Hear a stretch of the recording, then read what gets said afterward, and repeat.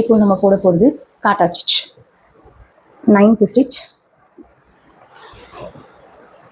KHATTA khatta STITCH khatta stitch.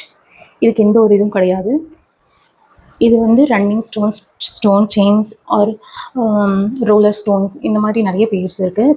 என்னோடய கிளாஸில் நீங்கள் அட்டென்ட் பண்ணுறீங்க அப்படின்னா இதோட பேர் ஸ்டோன் செயின். நீங்கள் வெளியே கடையில் போய் கேட்கும்போது ரன்னிங் ஸ்டோன்ஸ்னு சொல்லுவாங்க. பிகாஸ் இது நிறைய ஸ்டோன்ஸ் ரன்ஸாக இருக்குது அப்படின்னா ஒன்று கனெக்டாக இருக்குது. ஸோ இது ரன்னிங் ஸ்டோன்ஸ். அப்படி இல்லைனாக்கா செயின் ஸ்டோன்ஸ்னு சொல்லுவாங்க. ஏன்னா இது செயின், ஒரு செயின் கனெக்ட் ஆகிருக்கு. So chain stones. இதை வந்து நீங்கள் பிகினராக இருக்கிறதுனால இப்படி ஸ்டிக் பண்ணிவிட்டு எப்படி ஸ்டிச் பண்ணணுன்றதை நான் வரைஞ்சி காட்டுறேன். நீங்கள் மேலேருந்து ஆரம்பிக்கலாம், கீழேருந்து ஆரம்பிக்கலாம். ஆனால் ஆரம்பிச்சுட்டு எப்படி பண்ணணும்னா ஒரு குட்டி குட்டி பா மாதிரி ஒரு இதுக்கும் டிஸ்டன்ஸ் வந்து இந்த மாதிரி தான் இருக்கணும். இப்படி போடுறது பேர் தான், இதோட பேர் காட்டா ஸ்டிச். ஸோ இந்த ஸ்டிச்சுக்கு நீங்கள் வந்து சரி த்ரெட் யூஸ் பண்ணுங்கள். செயின் ஸ்டிச் போடுற மாதிரி தான் இதுவும் போடணும். சரி த்ரெட்டு ஆர் சில்க் த்ரெட்ஸு உங்களுக்கு என்ன விருப்பமோ போடுங்க. ஆனால் நீங்கள் ப்ளவுஸில் போடும்போது என்ன போடுவீங்கனாக்கா நார்மல் மஷின் த்ரெட் தான் போடுவீங்க. பிகாஸ் அதில் வந்து நீங்கள் வந்து ஒரு மாதிரி ஒர்க் பண்ண ஆரம்பித்து கண்டினியூ பண்ணிகிட்ருப்பீங்க. பீட் ஸ்டிச்சுக்கு நடுவில் நீங்கள் இதை பார்த்துருந்துருக்கலாம். பீட்ஸ்லாம் போட்டுட்டு அதுக்கப்புறம் இது ஒரு லைன் போடுவாங்க, அதுக்கப்புறம் அடுத்தது ஒரு லைன் அப்படின்னு போடும்போது இது கொடுக்கும்போது நீங்கள் அந்த இடத்துல ஜரி த்ரெட் போடணும்னு அவசியம் கிடையாது. அந்த இடத்துல நீங்கள் இது பண்ணிக்கலாம். இப்போயே இதில் வந்து சில்க் த்ரெட் நான் போடுறேன்னாக்கா நீங்கள் போட போகிறது பிக்சர்ஸ்.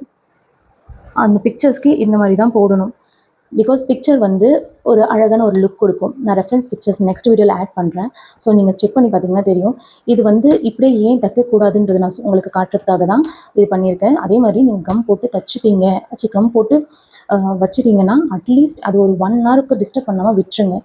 ஏன் சொல்கிறேன்னா அது 1 ஹவருக்கு டிஸ்டர்ப் பண்ணாமல் இருந்தால் தான் அது காஞ்சிரும். அது ஃபேப்ரிக் க்ளூ வந்து கொஞ்சம் திக்காக இருக்கும். நீங்கள் இன்னும் நிறைய க்ளூ தடவி இருந்தாலும் அது காஞ்சிரும். ஊசி கொஞ்சம் உள்ளே போக கஷ்டமாக இருக்கும் நீங்கள் நிறைய க்ளூ வந்து ஃபிக்ஸ் பண்ணிட்டீங்கன்னாக்கா.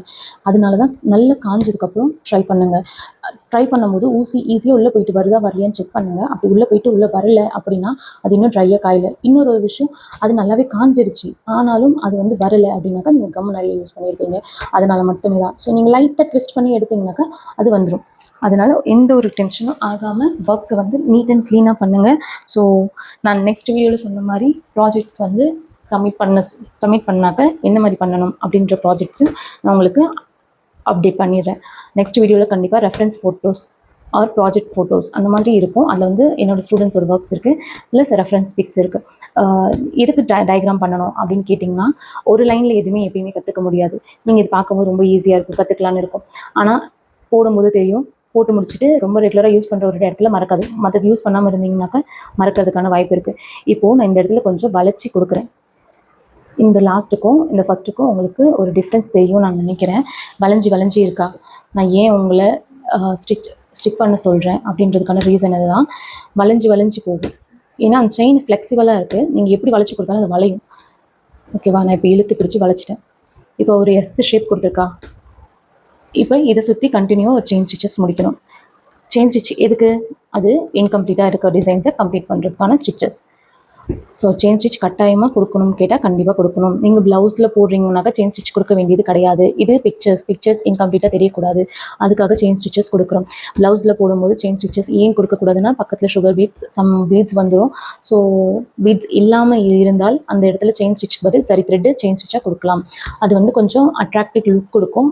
நீங்கள் வச்சுருக்க ஸ்டோனோட கலர் ஒயிட்டு ப்ளஸ் கோல்டு கலரில் நீங்கள் கொடுத்தீங்கன்னாக்கா சுற்றி இருக்க ஒரு ஸ்டிச்சஸ்க்கு ஒரு ஃபினிஷிங் லுக் கொடுத்த மாதிரி இருக்கும். நீட் அண்ட் க்ளீனாக இருக்கிற மாதிரி இருக்கும். அது ப்ளவுஸில் வந்து நிறைய இடத்துல அவசியப்படாது. சில இடத்துல நீங்கள் கொடி பேட்டர்ன்ஸ் போடுவீங்க. கொடி பேட்டர்ன் போடும்போது சிலருக்கு வந்து ஃபுல்லாக செயின் ஸ்டிச் வச்சு எனக்கு தச்சு கொடுங்கன்னு கேட்டால் அந்த மாதிரி டிசைன்ஸை நீங்களே க்ரியேட் பண்ணால் அந்த இடத்துக்கு வந்து கட்டாயமாக நீங்கள் வந்து செயின் ஸ்டிச் வந்து சரி த்ரெட்டால் கொடுக்கணும். மற்ற எந்த செயின் ஸ்டிச் வந்து நீங்கள் சாரியோட கலர்ஸை மேட்ச் பண்ணிங்கன்னா அது ஒரு மாதிரி மொத்தமான மாதிரி ஆயிரும். சில கஸ்டமர்ஸ்க்கு பிடிக்காது. ஏன் இப்படி பண்ணீங்கன்னு கேட்கறதுக்கு வாய்ப்பு இருக்குது.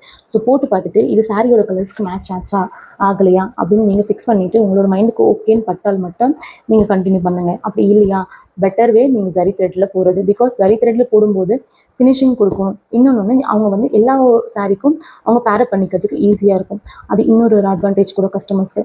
ஸோ நீங்கள் அவங்க இடத்துலேருந்து நீங்கள் யோசிக்கணும். அந்த ஒரு ப்ளவுஸ் வருதுனாக்கா அது நம்மளோட ப்ளவுஸை நம்ம எப்படி பார்த்து பண்ணுவோமோ அந்த மாதிரி அவங்களுக்கும் பண்ணி கொடுக்கணும். ஓகேவா? இதுதான் காட்டா ஸ்டிச். KHATTA காட்டா ஸ்டிச். இதில் யாருக்காவது எந்த டவுட்ஸ் இருக்குங்கால் மறக்காமல் கமெண்ட் பண்ணுங்கள். எந்த டவுட்ஸ் இருந்தாலும், எந்த வீடியோலுமே எந்த டவுட்ஸ் இருந்தாலும், ஏதாவது இம்ப்ரூவ் பண்ணணும்னாலும் நீங்கள் மறக்காமல் கமெண்ட் பண்ணிங்கன்னா, என்ன நான் சேஞ்ச் பண்ண விரும்புகிறேன், எனக்கு நான் சேஞ்ச் பண்ணிக்குவேன். என்னடா சொன்னோன்னே சேஞ்ச் ஆகுறாங்கன்னு நினைக்காதீங்க. ஆல்ரெடி எனக்கு ஸ்டூடெண்ட்ஸ் இருக்காங்க. பட் எல்லாருமே எல்லாத்துக்குமே எக்ஸ்பர்ட்னு நம்மளே நினச்சிக்கிறத விட, நம்ம கூட இருக்கவங்க சொல்லி மாற்றுறதுல தப்பு இல்லை. இது உங்களுக்கும் எனக்கும் எல்லாத்துக்குமே ஒரு பெஸ்ட் வேன்னு நான் நினைக்கிறேன். So thank you so much. Next வீடியோவில் பார்க்கலாம்.